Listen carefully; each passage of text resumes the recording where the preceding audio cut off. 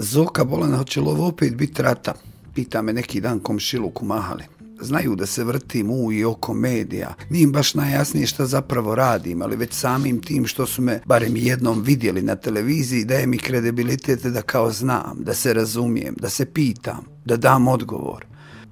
Nekoliko minuta prije no što sam izašao iz kuće završio sam čitanje sjajne knjige Ivice Prtenjače, roman koji govori o čovjeku kojem je pun kufer svega i koji se prijavljuje da bude dojavljivač eventualnog požara, osamljen na brdu, na najvišoj koti neznanog otoka, sam sa magarcem, 3 mjeseca i svjetlosnu godinu udaljen od svakodnevnice, sam sa sobom. Ono o čemu godinama sanjam, u malo drugačijem aranžmanu, dok kao sumanut putujem, radim, pokušavam da popravljam stvari i ljude, spajajući kraj sa zakašnjelim honorarima, vukući sa sobom bit će nasljedni Tersluk Ćatića, ne želeći se prilagođavati, ne pristajući na novonastale trendove, ideologije i bitnike, kojima se poturaju kamere i mikrofoni da ih se pita, ne šta su uradili ili nisu, već šta misle.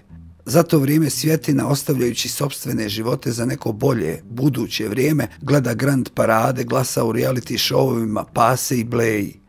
Lokalni autoritet uključuje se u razgovor, iskoristivši moju dugačku pauzu u pokušaju da smislim bilo kakav odgovor u jednoj rečenici, po mogućnosti prosto proširenoj. A šta onaj žurnal upropasti onoliki svijet, šta će sad ostati bez posla u Njemačkoj? Našlo se ono bit pametno pa će prkat.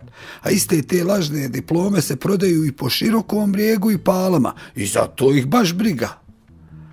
U more padaju sve moje maštarije o trafici s pogledom na more, o maloj konobi sa 3 stola, o seoskom centru u kojem radim kreativne radionice s klincima dok njihovi roditelji u sezoni rade u turizmu, o uzgoju kozijeg sira i skupljanju morske soli u zimskom periodu. Magarac da budem. Magarac. Magarac Ivice Prtenjače. Mirno spavajte, rata neće biti. Promrljah i zbunjen se vratih kući zaboravivši da sam uopšte igdje i pošao.